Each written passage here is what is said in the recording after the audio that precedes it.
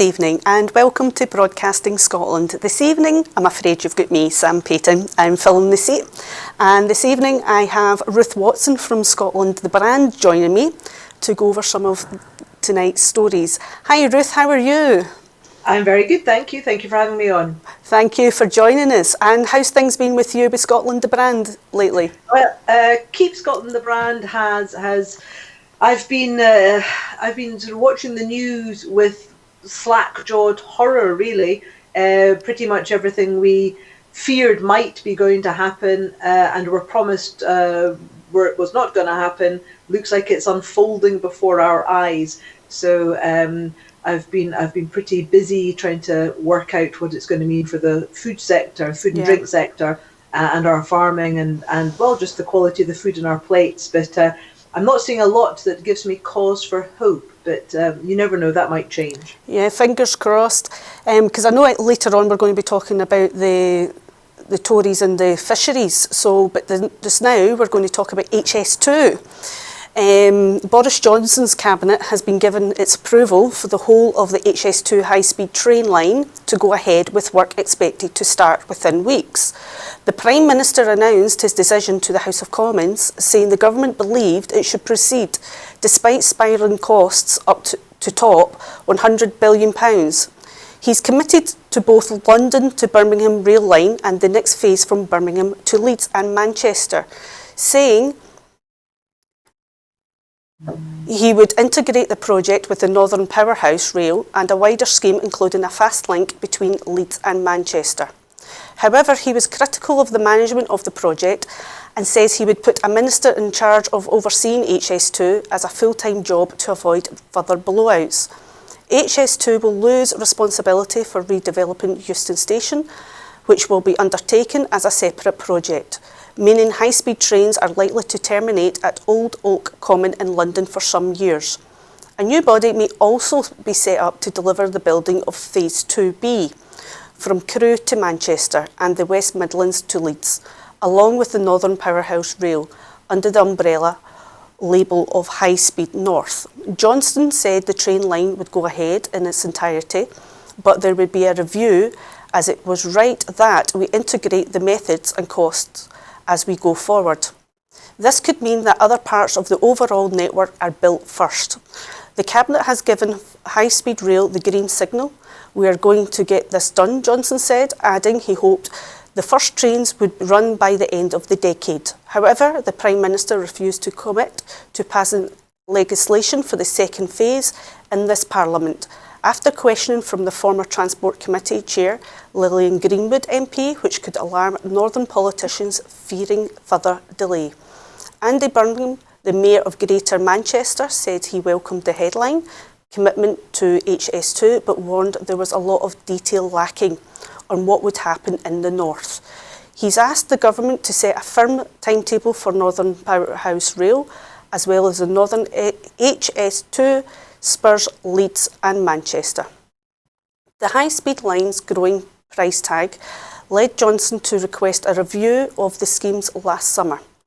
Douglas Oakervee's assessment, published on Tuesday, strongly advised against cancelling the scheme, although with many caveats now to proceed, such as reducing the number of trains per hour from 18 to 14 and reducing the HS2 limited role.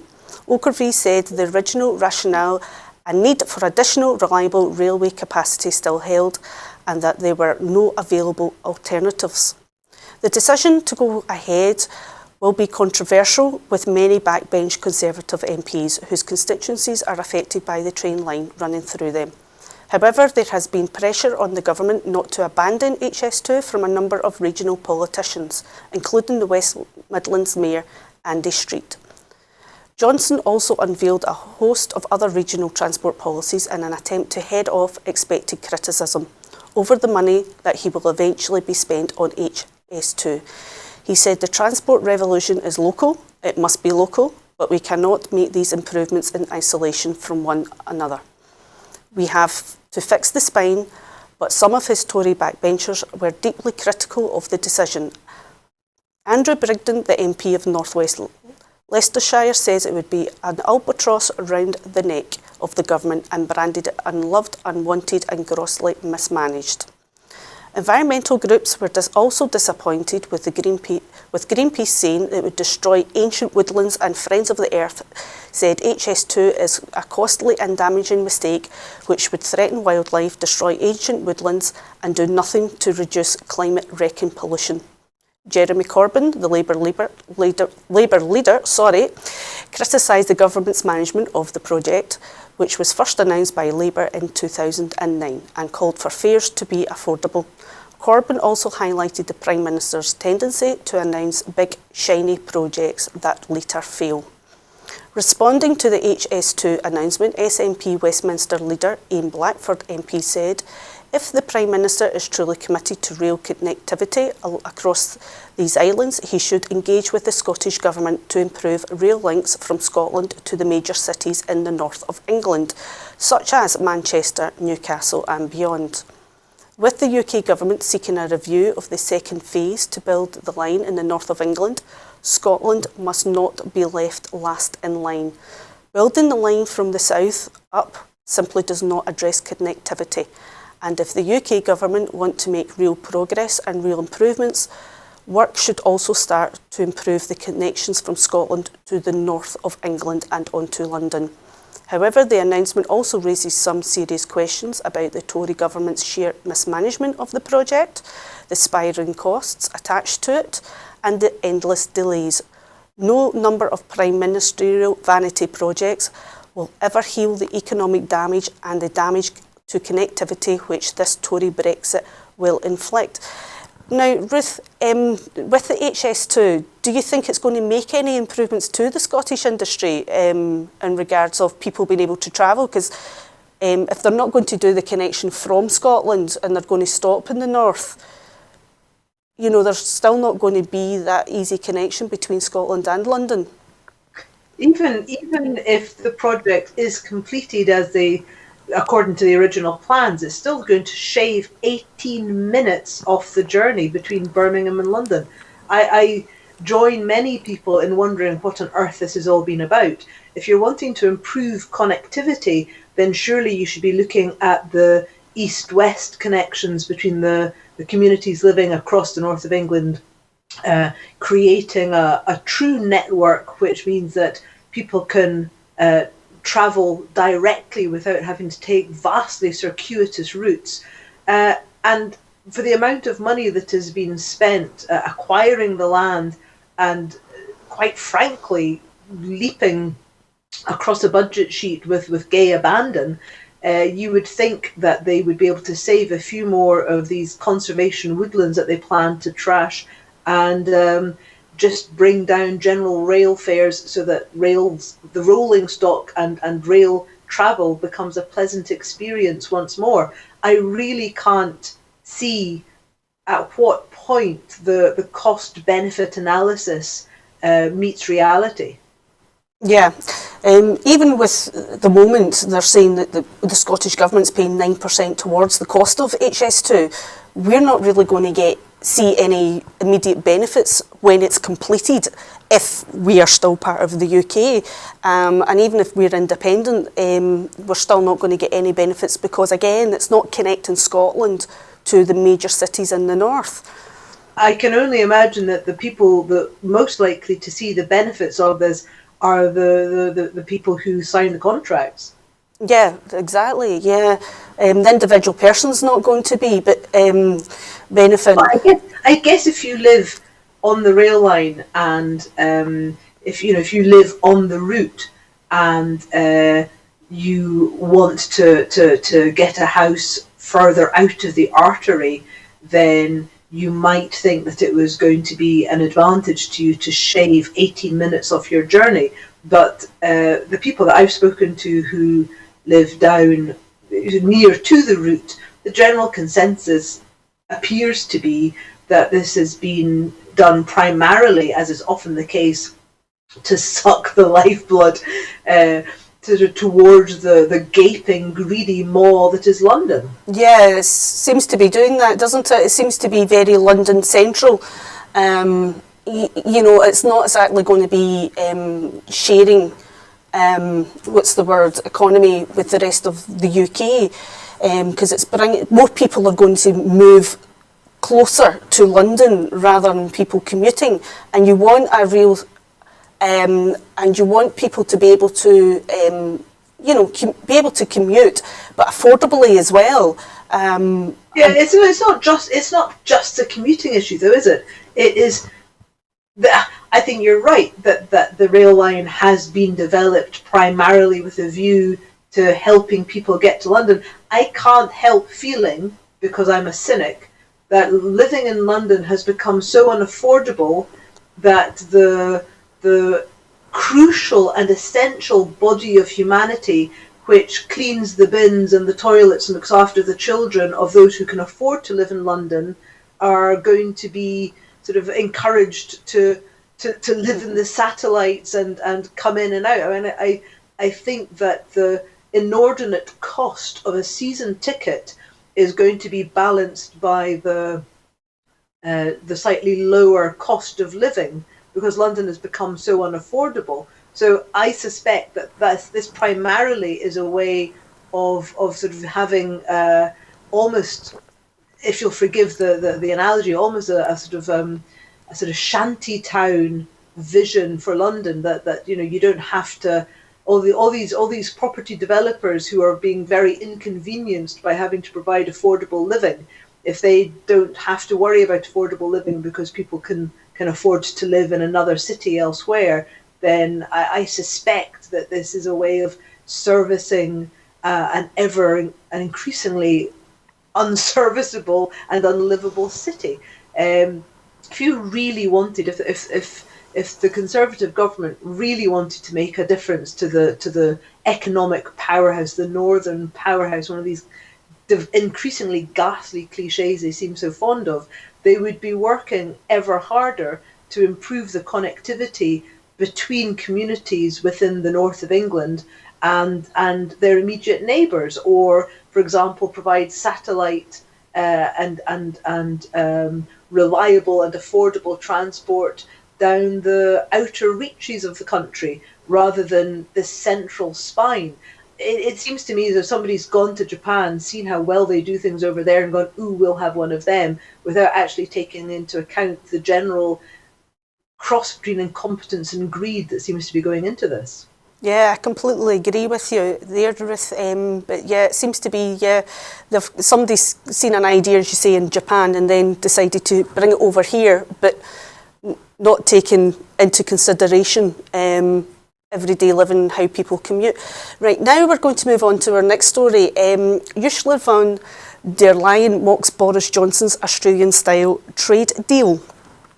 Ursula von der Leyen has mocked Boris Johnson's claims to be willing to accept an Australian-style trade deal with the EU by reminding MEPs that no such agreement actually exists. In a speech to the EU's Parliament in Strasbourg, the President of the European Commission repeatedly named the Prime Minister as she picked out contradictions in his approach to the post-Brexit arrangements. Von der Leyen noted that the Canada-style deal referred to by Johnson in his primary goal in the coming negotiations contained tariffs and quota limits on some of the goods crossing the Atlantic, which both sides have said they want to avoid. Von der Leyen also pointed out that there were also stringent level playing field conditions to ensure high standards in that deal. And honestly, I was a little bit surprised to hear the Prime Minister of the United Kingdom speak about the Australian model. Von der Leyen said in response to Johnson's recent claim to be willing to replicate such a trade deal if another arrangements proved unachievable. Australia, without any doubt, is a strong and like-minded partner. Von der Leyen told MEPs the European Union does not have a trade agreement with Australia. We are currently trading on WTO terms, and if this is the British choice, well, we are fine with that without any question. But in fact, we are just in the moment where we are agreeing with Australia that we must end this situation and work in a trade deal with them. Of course, the United Kingdom can decide to settle for less, but I personally believe we should be way more ambitious, said von der Leyen. Negotiations between the UK and the EU on the future relationship are due to begin in the first week of March, when Brussels has finalised its opening position. Von der Leyen expressed some bemusement at the Prime Minister's approach as she quoted Johnson's claim in a recent speech in Greenwich that the UK would be a global champion of free trade.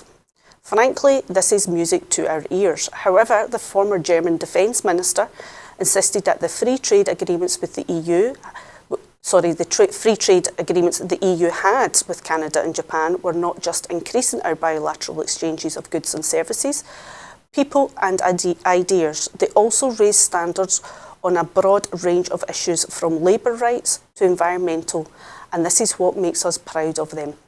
She said, when we agreed the political declaration with the United Kingdom, we ambitioned a zero tariffs and zero quota trade relations for all goods, something we have never ever before offered to anyone else. But of course this will require corresponding guarantees on fair competition and protection of social, environmental and consumer standards. The SNP warned that Boris Johnson is racing down the road to ruin after the EU called out his no-deal rhetoric. And yesterday, Michael Gove also confirmed that businesses will face serious friction and barriers in trade with the EU. Gove said that businesses will need to prepare for significant change with the inevitable border checks for almost everybody who exports to or imports from the EU from next year. Commenting, the SNP's shadow Brexit spokesman, Dr Philippa Whiteford MP said, the devastating impact of Boris Johnson's deal on the economy, society and public services is becoming clearer each day. We now face the fact that the least damaging possible outcome proposed by the UK government is a hard Canada-style Brexit. While a no-deal outcome still threatens at the end of the year, despite the Prime Minister's best attempts at talking up a so-called Australian-style deal, people will not be fooled by his rhetoric, and the President of the European Commission is right to call out his hot air. An Australian-style deal is just Tory code for a no-deal Brexit, which will cost thousands of jobs, hit our vital public services, damage our economy and harm people's livelihoods. Boris Johnson is racing down the road to ruin. It is clearer than ever that the people of Scotland must have a choice over their future as an independent country, rather than the bleak Brexit Britain being imposed upon us against our will. Oh, well, Ruth, what do you make of that in terms of, Boris Johnson's Australian-style trade deal? I think it bears out Shakespeare's line, one can smile and be a villain. Yeah, it certainly does, doesn't it? So it is beyond disingenuous to talk about an Australia-style deal when really you're talking about a hard Brexit. And the thing which I find myself fairly continually appalled by, and I do try through Keep Scotland the Brand is a politically neutral campaign, so I try to keep a sense of perspective and a sense of balance when looking across the comments that politicians across the spectrum are making. But this seems to be a government which is becoming increasingly authoritarian while losing its grip on reality. The Orwellian command, one must finally doubt, I'm going to misquote it terribly, one must doubt the evidence of one's eyes and ears. It was the party's most final and most ultimate command. It's terribly misquoted, but you get the picture. Yeah. And to see people having the wool pulled over their eyes in this way is, I think, disgraceful. The Conservative Party has, and Labour between them, have managed to engineer a Brexit. Brexit finally has been inflicted upon us, and it is now behoven upon the government to do the right thing and act responsibly for every human being living in this country. So when I hear them talking in a way, Michael Gove blithely wittering on about, well, of course, businesses will have to prepare for inspections and We're now looking at Australia deals. All of these things we were told were not going to happen when the Brexit vote was being sold to a gullible populace. And there are those who genuinely think it's going to be fantastic for them. I am acquainted, for example, with a farmer who thinks that Brexit is going to be the very thing for him. But that's because he grows soft fruit and has a contract with the supermarkets, which if he can't provide the fruit himself, he has to ship it in from another country. If he is in an isolated rock where those people desperate for raspberries with deep pockets will just pay more for them, then of course he's going to win. So I think that we are faced with a situation where a handful of people knew what they were getting into and are very happy with a neoliberalist capitalist market, which means that it's a winner take all. I think that there are many other people who just genuinely do not understand. Yeah, I totally agree with you there. Yeah. The thing is people might look at this and go, well, Australia deals on WTO terms with the European Union. Why can't we? And that is a very valid position. However, Australia has got meaningful trade deals with its neighbouring Pacific partners. And that means that it has got a comfortable cushion. It already has an established trading base from which to deal with the European Union. So I think that for us to be facing in a short period, 10 months away, for us to be facing 60% of the fruit and veg that we usually see coming into this country no longer being able to come in without there being stops and checks, for us not to be able to export food and drink without stops and checks to our nearest, biggest neighbour, I think is economic catastrophe. And I am incandescent with rage at the lies which are being foisted upon us. And I was very pleased to see Minette Batters, who is the National Farmers Union of England's chair, an extremely capable and articulate person, and I just wish that the NFU in Scotland had her balls. Well, hopefully somebody from the NFU in Scotland will actually speak out, because as we know, there's been so many lies, being told during Brexit, and there's a lot of untruths out there regarding what's going to happen, and it's quite despicable. Right, our next story, the UK economy flatlined in the fourth quarter. Britain's economy flatlined in the final 3 months of 2019 when the country was deadlocked over Brexit that was only broken by Prime Minister Boris Johnson's December election victory. Leading to some signs of the recovery early this year, official figures released on Tuesday showed zero growth in the fourth quarter compared to the third. Matching the median forecast in a Reuters poll of economists. I should have put my false teeth in before I started this evening. In annual terms, growth was 1.1% stronger than the poll forecast of 0.8% after upward revisions to growth in some previous quarters. However, the last time the annual growth was weaker for a calendar quarter was in mid-2012. The data showed quarterly growth in household spending, which has helped drive Britain's economy for the most of the period since the 2016 Brexit referendum, was slowest in 4 years, rising by just 0.1%. Well, with the kind of output and the economy flatlined during, especially with the Brexit and then the general election, it's not looking very good in terms of what's going to be happening over the next 9 months, especially when you start seeing car plant shutdowns and things. Is it going to get any better, do you think, or do you think we're in for a... Oh, I wish I was an optimist in that respect. So many years ago, I used to be a bit of a biker chick, And I love Norton motorbikes. I loved them. I thought my big brother had one, and he an old one. He took it and he revamped it, and he loved it, and it tenderly sits in his garage even yet. And I loved that bike. I loved the noise it made. I loved the look of it, and I always had a soft spot for Nortons, and it gave me absolutely no pleasure whatsoever to see the Norton motorbike company have to look now at closing its doors after having feted the Brexit vote. We're going to be Great Britain once more.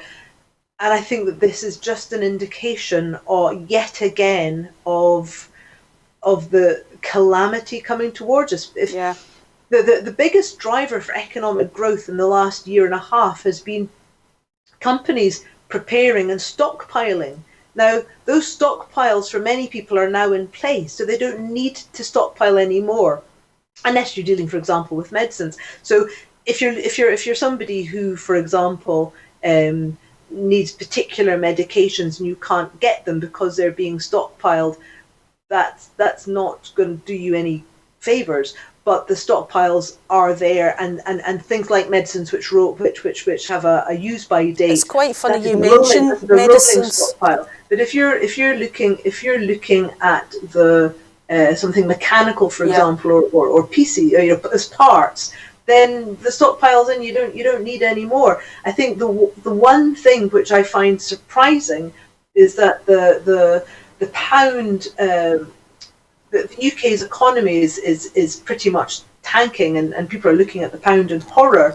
It's the least well performing currency at the moment, and yet it is still relatively stable on the global markets. And I'm not sure if that's down to, because I'm not an economist, I'm not sure if that's down to clever shenanigans, or not shenanigans, but a bit of clever ducking and diving by the Bank of England, or if the coronavirus in China and for example issues in Germany are having an impact. I think what will be very interesting and perhaps in an entirely depressing way is the impact that China's shutdown to try and halt the spread of this disease.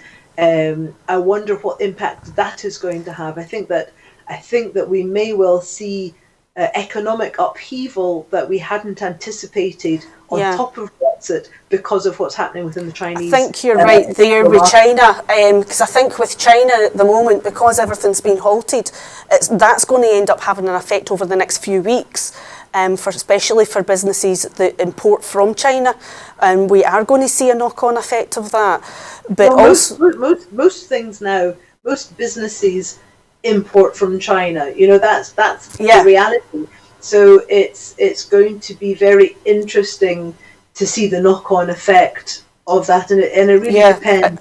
I mean, I think the Chinese are working very hard to try and protect their population and acting very responsibly in shutting things down to stop the movement, but I think that the economic impact will resonate perhaps for some time, and it will be interesting to see what pressures that adds to the Brexit impact. Well, I'm sure we're going to be in for a bumpy ride over the next couple of months, and it'll be interesting to see how the next 9 months is going to play out, especially with Brexit and the trade deals. At the moment, we're going to move on to Jamaica, deportation flight. I've been following this actually over the last couple of days. It's a charter flight which departed from Heathrow, taking deportees to Jamaica. Politicians and campaigners raised concerns about the deportations, but this morning the Home Office was bullish. A spokeswoman said we make no apology for the project protect the public from serious violent and persistent foreign national offenders. The court ruling about mobile phone access does not apply to all foreign national offenders due to be deported. We have therefore proceeded with the flight. Downing Street dismissed concerns about the flight to Jamaica as the preoccupation of Westminster bubble and vowed to press ahead with an inquiry into the use of the judicial review After a court judgment forced the government to remove more than half the people on the flight list, the Prime Minister's press secretary said reaction to the case showed that certain parts of Westminster still haven't learned the lessons of the 2019 election. The flight to Jamaica took off early today with 17 deportees on board. Downing Street said 25 people were prevented from being deported as a result of the court ruling. Originally, about 50 people had been expected to be on board. The Chancellor, Sajid Javid, robustly defended the decision to go ahead with the flight on Tuesday, saying those on board were not members of the Windrush generation, but offenders who pose a risk to the public. Now, this regarding, have you been following this regarding the deportation of to Jamaica this morning? Oh yes, and it is yet another example of a government which talks about being a one nation Tory government, and yet, you know, to go back to my Orwell, you know, some are more equal than others. So before the election, we had, it seemed, most of the prospective current cabinet membership leaping up and down, waiting to tell us how street they were and describing their various Class A offences. And yet it would appear that those people that they were buying the Class A drugs off are more criminal than those doing the purchasing. So it astonishes me that, for example, I mean, I would imagine that someone like Boris Johnson, who was born overseas and has admitted to using Class A drugs, would perhaps be watching his back. If you would think the rules of these rules would fall, you know, and Boris Johnson would be deported as well, since he has admitted. I mean, obviously, there's an element of facetiousness there, yeah. But it's facetiousness with a grim undercurrent. I was watching, I forget his name, a government secretary yesterday, talking on the Andrew Marr show about Andrew Marr quite reasonably asked him if the Windrush generation and their children were British, because of course Windrush, the people who came over on Windrush and their children, because of empire, were British. That's correct, and yeah. Yes, indeed, this gentleman said they were indeed British. And Andrew Marr said, so why are you deporting them? And they immediately became foreign nationals. Now, I absolutely get that there is a case for, obviously, if you have somebody who is a foreign national and commits a crime, then a country has every right to deport them at the end of their prison term. But I think that, as we're seeing with Shamima Begum as well, there is, people are British until it suits the government, yeah, for them not to be British. And I think there is absolutely a case for us to be held up by the international community. I am appalled and horrified time and time again, to be honest, by the lack of leadership and the lack of ethical honesty underpinning many of the government policies we're seeing coming out of the government. Yeah, it seems to be the way just now. There seems to be no ethics or humility at the moment. It seems to be very kind of cutthroat politics that's happening just now, which is quite scary. It's not just cutthroat though, is it? I mean, it's if you are telling somebody who arrived as a British subject as a child, the people coming from Jamaica, if they're coming as the children of British subjects because they are part of an empire, then later on telling them they're no longer British subjects. So it's just there's something. It actually is really, it really concerns me. It really, really disturbs me to think that we are dealing with this level of governmental duplicity. Yeah, it's fundamentally wrong. And it absolutely fits with a deeply unsavoury institutionalised racism. And it's all very well throwing Priti Patel and Sajiv Javid in the front line to try and deflect. But you cannot get away from the fact that these are racist policies. Yeah. And the policies very often apply to those who have an obvious different ethnicity or religion from what is considered to be the mainstream. And I think that we live in very, very dangerous days. Yeah, we certainly do. The government, which increasingly is scapegoating. So for 40 years, the Conservative Party, in particular, I mean Labour and less of the Lib Dems, but were scapegoating, pointing to the European Union as being the source of the root of all evil and all ills.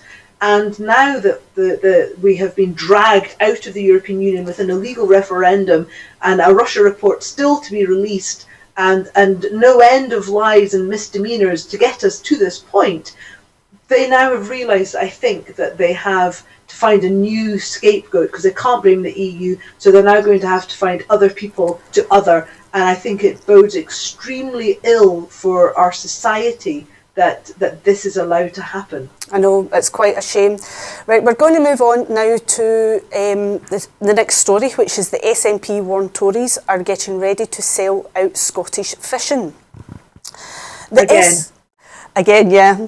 The SNP has said that the Tory government is gearing up to trade off Scotland's fishing industry ahead of the Fisheries Bill returning to the House of Lords today. Deirdre Brock, MP, the SNP's shadow Rural Affairs Secretary, has questioned how the Tories plan to deliver on promises made to the Scottish fishermen as UK ministers look set to use fishing as a bargaining chip in negotiating the future relationship with the EU. The UK government has admitted that they will negotiate a mechanism for cooperation, including access to waters, which could see Scottish fishing communities being left high and dry. The agreement reached for Northern Ireland in Boris Johnson's Brexit deal leaves Scotland at a competitive disadvantage. In the event that no trade deal is reached between the UK and Europe, Northern Ireland would face no tariffs or trade barriers with the EU, allowing fishermen in Northern Ireland unfettered access to 500 million consumers in Europe's single market, but not those in Scotland, potentially devastating sales of Scottish fish and an entire processing and haulage sector.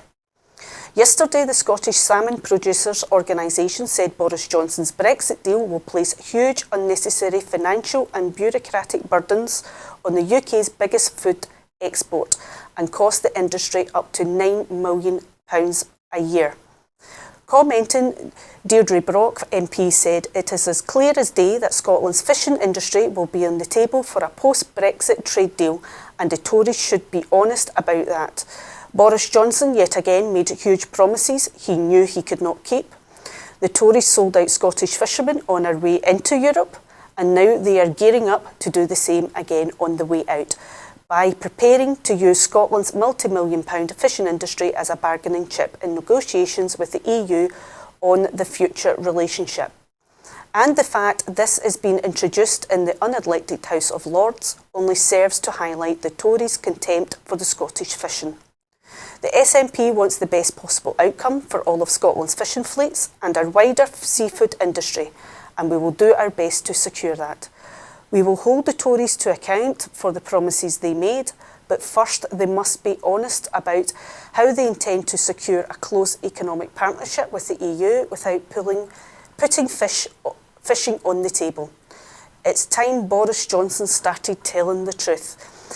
Now, reading this about the fishing industry and Boris Johnson and being honest and personally, I don't think we're going to get an honest answer from Boris Johnson in regard how he's going to negotiate with EU. What do you reckon, Ruth? Do you think he's going to be honest about using the fishing industry in Scotland? I think that the precedent has been set that the Conservative Party enabled. Now, I might be wrong on that. I can't remember if it was the Conservatives or if it was Tony Blair. So I might be miscasting my net in that direction. But the UK is the only country in the European Union which allows fishing quotas to be sold, and that is the reason why we see so few local communities with a thriving fishing industry sector anymore, with boats that can be passed through families. It's not just Scotland. When the Falkland Islands was coming up for their fishing rights, Boris Johnson, who was the Foreign Secretary then, he didn't sell one of those fishing quotas to a British boat. All of them were sold to foreign boats. So I think that if we're looking at the past, we can see the future writ large before us. When you consider that the fishing sector accounts for a tiny percentage of UK-wide income, and the European Union has made absolutely crystal clear that the access to the foreign markets of British banking sector and financial services is hanging by a thread. I can't imagine that a few people who risk their lives every day they go to work is going to be of much concern, nor the economy of coastal communities in Scotland. It is massively concerning. I've spoken to a number of people within the fishing community who are deeply concerned, and were saying about a year and a half ago that they had voted for Brexit. They had believed in the Tories in a hope that they would get back to the glory days when every harbour was full of local boats. But many of them were very, very disheartened, and were saying even then that they could see the lie was going to come and basically just smack them in the face. And I think that it will be. I think that when you look at the voting trends in coastal communities, for a while they went from one direction to another, and then in 2017, a lot of the coastal communities voted for the Conservatives for the first time again in many years. And I wonder how long that loyalty will last. I think that many people in the sector, when you think the debts that so many people have to service their boats, and the immense danger that these people go through every day, I think that if the Tories do, as it looks like happening, if they sell out the fishing communities again, I think that they will be in the wilderness for a very long time to come, and deservedly so. I completely agree with you. I think which looks as if they are going to sell out the fishing industry again, I think, there'll be a lot of disheartened fishermen and fishing communities that have voted and did vote for Brexit. Right, now we're going to move on to the next story about Sinn Féin begins efforts to form a left-wing coalition in Ireland. Now, Sinn Féin has started reaching out to other parties to try and form a coalition government after final election results confirmed its election breakthrough in Ireland's general election. Its leader, Mary Lou McDonald, is to start talks with the Greens and smaller left-wing parties in the coming days to explore a left-wing Rainbow Alliance. Through parliamentary arithmetic means this is unlikely. Sinn Féin took 37 seats in the 160-seat Dáil Éireann after winning 24.5% of the first preference vote on Saturday's election, almost doubling its share from 2016, after harnessing voter anger at homelessness, soaring rents and fraying public services. Fianna Fáil, which fielded more candidates, emerged with the most seats after counting was completed early on Tuesday morning. Michael Martin's party finished with 38 seats, but because of the Fianna Fáil Speaker was re-elected, without contest, both parties were in effect on the same number. If McDonald fails to create a coalition from an array of small parties, the independent TDs or MPs will focus to turn possible pact between Sinn Féin and Fianna Fáil. The ruling Fine Gael party finished with 35 seats, which means it will probably go into opposition. Leo Varadkar, the Taoiseach and party leader, faced a call from Hoddy Coffey, a former Fine Gael TD and junior minister, to quit as party leader. Simon Coveney, the party's deputy leader, called for voters' verdict harsh, but backed Varadkar's continued leadership. Another senior party figure, Paschal Donohoe, has said Fine Gael could end up forming another government. Sinn Féin's victory in the popular vote gave it a mandate to try and lead a government. Fine Gael slid to 20.9%. Fianna Fáil slipped to 22.2%, widely perceived as punishment for having propped up the Varadkar's minority administration and confidence and supply deal. The Greens, Independents and small left-wing parties accounted for the rest. Turnout was 62.9%, down from 65.2% in the 2016 election. Ruth, how do you feel with Sinn Féin? Do you think that this is going to lead to a united Ireland down the line? Let's just dial it back a bit. Let's see what Sinn Féin are able to achieve. I think that it has been a seismic shift politically. I was interested to see that the pundits are saying that the only reason Sinn Féin hasn't got an outright majority is because they didn't think they were going to do that well, so they didn't field candidates for more areas. So they may well be looking to see in the future if they will put forward more people. Sinn Féin has got a pretty dark legacy to live down, but it seems as though the people of Ireland feel that time has passed enough for them to come in out of the cold. Yeah. So it is very interesting to see what will happen now, and it is very hard to imagine that that there will not be a call for a border poll, because of course under the Good Friday Agreement either side can call for a border poll. Yeah. And that will be very interesting indeed.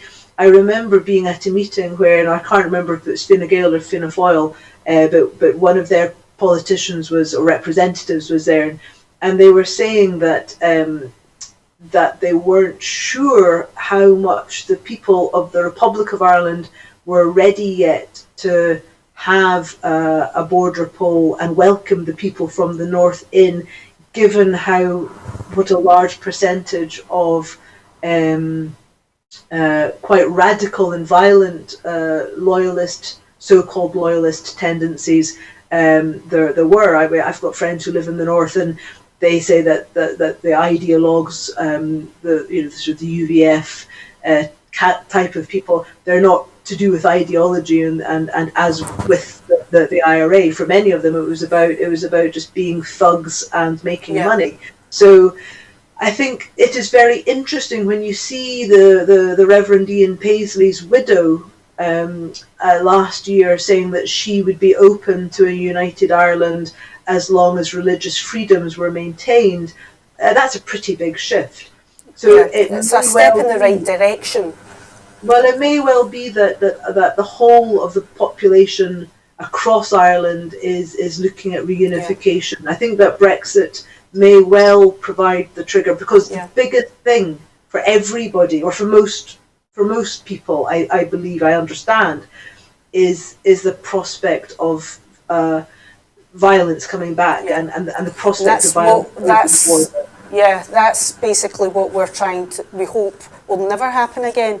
The next story, basically 4 men arrested over killing of journalist Lyra McKee.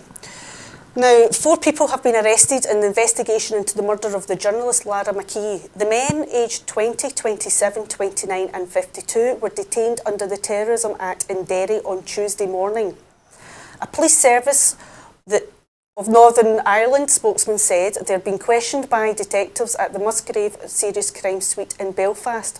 McKee was shot dead while observing disorder in the Cregan area of Derry on the 19th of April 2019. The new IRA claimed responsibility for the murder, which sparked headlines and revulsion across the UK and Ireland. Simon Brown of the PSNI Chief Constable welcomed the arrests. He said in a tweet that detectives were working hard in the pursuit of justice. The senior investigating officer, Detective Superintendent Jason Murphy, renewed an appeal for information. I have always believed that some people within the community know what happened and who was involved. Ruth, now this is actually quite a positive that they've now arrested people in Lyra's murder, which was absolutely heartbreaking when she was just observing as a journalist. Do you think that they're now kind of working harder to try and combat the violence, any more violence in Ireland? Because obviously we don't want to go back to that violence. Do you think that they've kind of waited a kind of, it's now coming up for the first anniversary of Lyra's death. Do you think that this will be welcomed in Derry? I think that anybody who meets their end violently, if there is a chance of catching their killers, I think that's always to be welcomed. Of course, we need to see if the people who have been arrested are in any way connected with the crime. That still has to be ascertained. I have to say that I am an ever sceptical person, and Lyra McKee was a journalist who had done quite a lot of work about the Troubles and personalities involved in the Troubles, and it does strike me as being a stunning incident that she could be shot by accident. There's a part of me that does wonder how much of an accident it was, that she was the one who was killed.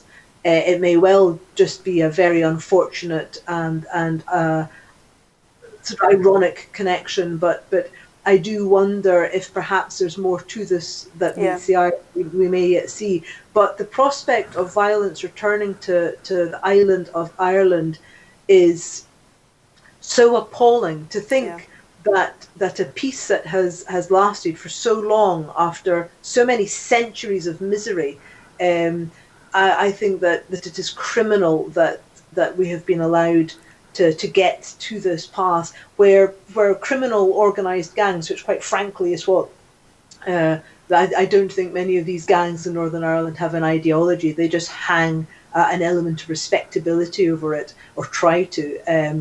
And to think that they could start up their dirty business again from either side of the divide, I think is one of the most criminal and despicable acts of government irresponsibility that has come out of the whole Brexit debacle. Yeah, I totally agree with you there, Ruth, completely. Right, next we're moving on to the Queensferry crossing.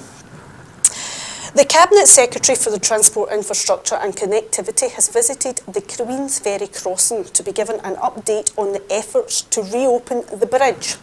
Michael Matheson spoke with the engineers at the bridge site and officials at Traffic Scotland National Control Centre in South Queensferry. The Queensferry crossing was closed last night after reports of falling ice on the carriageways. The bridge will remain shut until tomorrow, Wednesday, February the 12th. Further updates will be provided when available. Mr Matheson said engineers have been closely monitoring and studying the unique weather conditions causing the issue with a build-up of snow and ice on the Queensferry crossing. We are developing our understanding of these conditions, which involve a certain consistency of snow and or sleet, wind, speed and direction, interacting fluctuating low temperatures. This is leading to an ice formation on the bridge's towers and cables at low temperature, which has subsequently fallen from the bridge when thawed. We are doing all we can to mitigate the impacts of the closure. A diversion route is in place via the Kincardine Bridge, and I would encourage those travelling from further away, more strategic destinations, Perth or Dundee to Glasgow, for example, to consider an alternative route avoiding the main diversion where possible. We continue to work closely with public transport providers to provide alternative transport and additional capacity. Working in partnership, we have strengthened the public transport offering across the Forth between the Lothians and Fife. Additional bus services are in operation, including additional bus services from rail stations which are experiencing higher than normal demand. The Forth Road Bridge remains open as a public transport corridor into the city from Fife. The decision has been taken not to reopen the Forth Road Bridge to general traffic, given it is currently undergoing significant renovation work on the main expansion joints and has a contraflow in operation. Opening the Forth Road Bridge up to general traffic is likely to result in increased congestion for all vehicles and leave the crossings vulnerable to lengthy delays as a result of any accidents or breakdowns. This would have a significant and negative impact on the journey times for public transport over the Forth.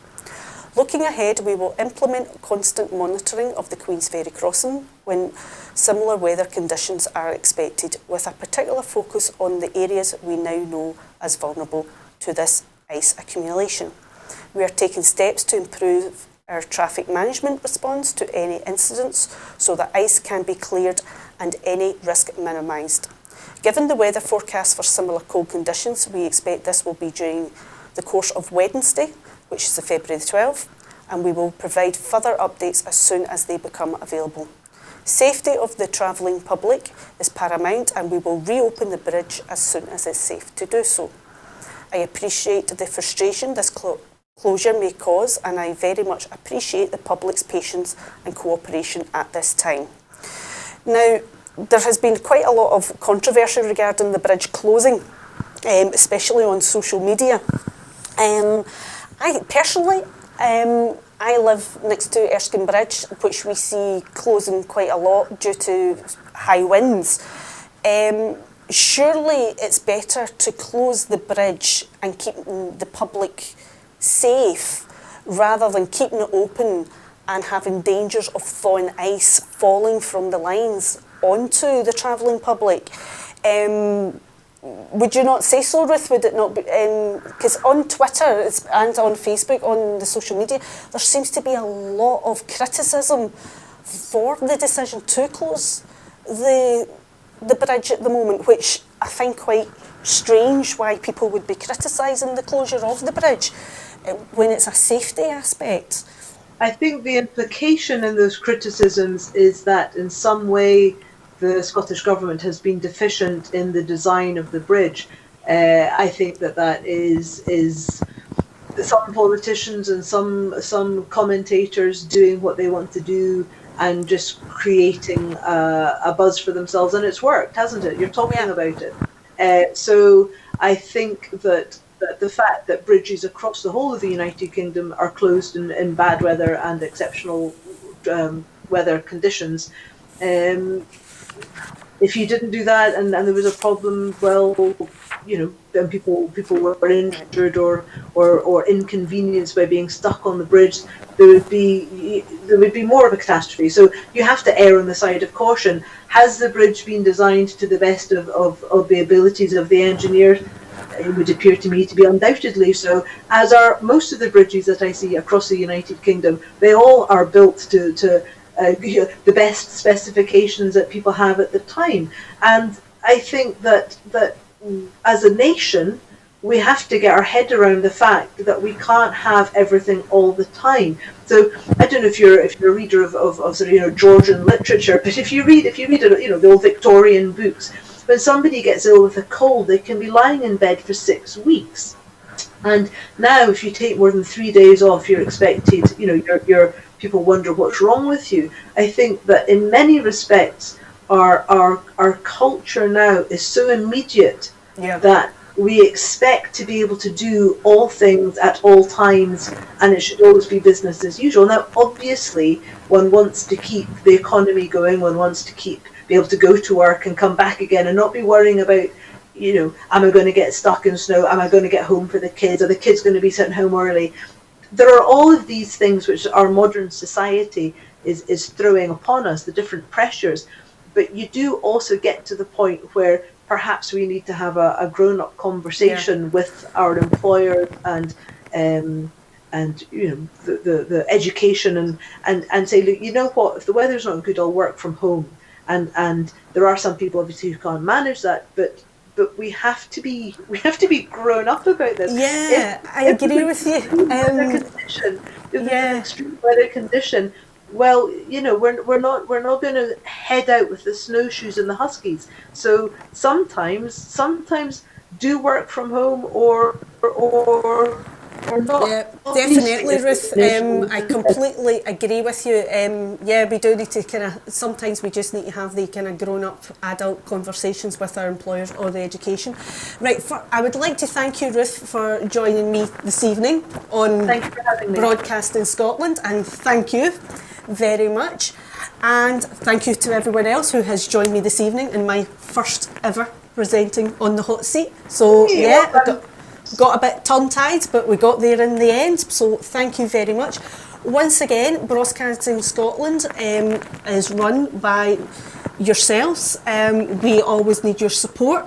If you would like to subscribe for £5 a month, cheaper than a TV licence, please, if you just look at the bottom of the screen, I'm pointing there. If you go on there, you can register and donate £5 a month to Broadcasting Scotland. If you can't afford that, please just join in and just basically just talk about us and share the links. There you go, there's our website, and we are on Twitter and we're also on Facebook. Please share our links with your family and friends, and that would be absolutely amazing and great. We can't do the shows without you. And if you ever want to volunteer with Broadcasting Scotland, again, just contact us. We're always looking for people to help out and sit on this chair and save my nerves. Please do. But thank you once again for joining us this evening, and hopefully we'll see you again tomorrow evening. Thank you.